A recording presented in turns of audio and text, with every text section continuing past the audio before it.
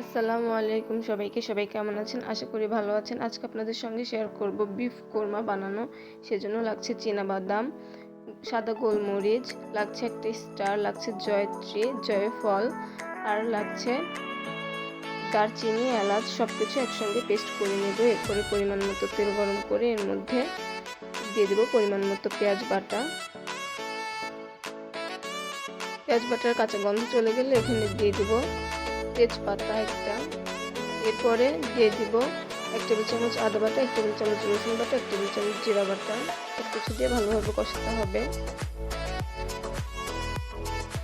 বাটা মশলার কাঁচা গন্ধ চলে গেলে এর মধ্যে দিয়ে দিব টমেটো পেস্ট। এখানে একটা টমেটো পেস্ট করে নেওয়া হয়েছে। টমেটোর কাঁচা গন্ধ চলে গেলে এরপরে দিয়ে দেব আগে থেকে পেস্ট করে রাখা মশলাটা। এখানে সবকিছু একসাথে দেওয়া যাবে না, ধাপে ধাপে দিয়ে কষিয়ে নিতে হবে। সামান্য পরিমাণে পানি দিয়ে দেব যাতে করে মশলাটা পুড়ে না যায়। মশলাটা ভালোভাবে কষানো হয়ে গেলে এর মধ্যে দিয়ে দেব পরিমাণ মতো লবণ, 1 টেবিল চামচ ধনিয়ার গুঁড়া, 3 টেবিল চামচ শুকনো মরিচের গুঁড়া।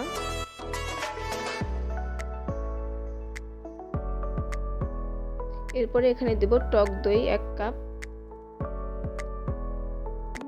এরপরে দিয়ে দেব কিছুটা পেঁয়াজ বেরেস্তা করে পেস্ট করে নেওয়া হয়েছিল, সেটা পেঁয়াজ বেরেস্তা করার সময়টা স্কিপ হয়ে গেছে।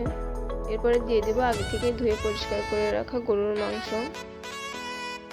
গরুর মাংসটা দিয়ে ভালোভাবে কষিয়ে নিতে হবে।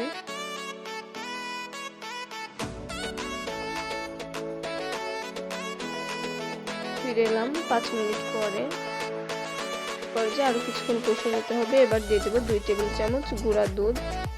গুঁড়া দুধটা দিয়ে ভালোভাবে মাংসের সঙ্গে মিশিয়ে নিতে হবে।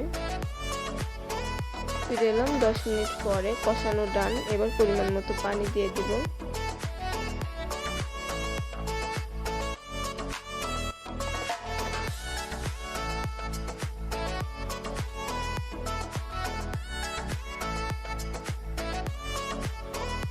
এরপরে 5-6টার মতো কাঁচামরিচ দিয়ে দিব ফ্লেভারের জন্য। ফিরে এলাম 10 মিনিট পরে, রান্না অলমোস্ট ডান।